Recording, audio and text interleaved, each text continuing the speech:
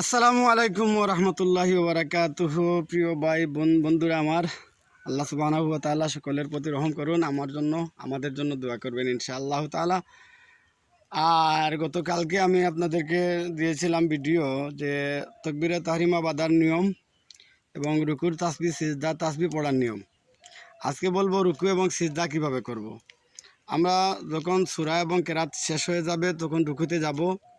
রুকুতে যাবার পরে মাথা, পিঠ এবং কোমর তিনটা এমনভাবে সমান সমান থাকতে হবে। জি, সমান সমান থাকতে হবে। তো সমান সমান থাকলে চোখ রাখবেন কোথায়? কেউ কেউ বলেন যে চোখ থাকবে সিজদার স্থানে, অথবা কেউ কেউ বলে চোখ থাকবে পায়ের কাছে। জি না, আপনার যদি পিঠ, মাথা এবং কোমর যদি সোজা রাখতে হয় তাহলে চোখ থাকবে আপনার ঠিক চোখ বরাবর, চোখ থেকে সোজা নিচে মাটির দিকে চোখ রাখতে হবে সোজা ইনশাল্লাহ। আর রুকু থেকে দাঁড়িয়ে রব্বানা লাকাল হামদ, এখানে অনেক দোয়া আছে। হামদান কাসীরান তাইয়িবান মুবারাকান ফিহি ইয়া রব্বি লাকাল হামদু কামা ইয়ানবাগি লি জালালি ওয়াজহিকা ওয়া আযীমি সুলতানিকা, এতটুকু পড়লে খুব ভালো হবে। তবে রুকু থেকে সামিআল্লাহু লিমান হামিদা হয়েও আবার রব্বানা লাকাল হামদ হয়েও আবার চলে গেলেন সিজদায়, মানে সোজা হলেন না, দাঁড়ালেন না। এক তসবিহ পরিমাণ সময় সোজা হয়ে দাঁড়াতে হবে।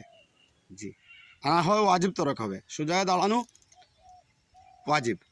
এরপরে সিজদায় গেলেন, সিজদা যাওয়ার পরে সিজদায় 8 অংশ অথবা 7 অংশ দ্বারা সিজদা করতে হয়। নাক, কপাল, 2 হাত, 2 হাঁটু আর 2 পা। এই সিজদা অবস্থায় এই 8 অংশের জন্য কোনো অংশ মাটি থেকে না উঠে। এই 8 অংশ দিয়ে বা 7 অংশ দিয়ে, 7 অংশ বলা হয়, নাক কপালকে 1 অংশ বলা হয়। আর যদি নাক কপালকে আলাদা করেন তাহলে 2 অংশ। এই 8 অংশ দিয়ে সিজদা করতে হয় ইনশাআল্লাহ তাআলা। আর সিজদা থেকে 2 সিজদার মধ্যখানে দাঁড়ালে, এখানে 2 সিজদার মধ্যখানে আমরা বসি, যেমন আল্লাহু আকবার বলে বসলাম। বসার পরে এক তাসবিহ পরিমাণ সময় বসতেই হবে ভালো করে, এটা হচ্ছে ওয়াজিব। যদি উঠে আর আবার সিজদা চলে যান তাহলে ওয়াজিব তরক হবে, আর সিজদা না করলে নামাজ হবে না।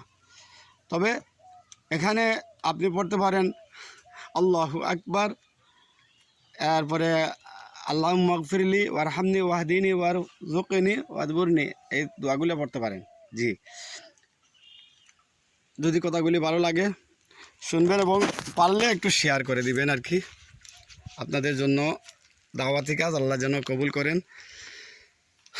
আসসালামু আলাইকুম ওয়া রাহমাতুল্লাহ। তবে হ্যাঁ, আমার জন্য খাস করে দোয়া করবেন, শারীরিক অবস্থাটা বেশ খারাপ। আসসালামু আলাইকুম।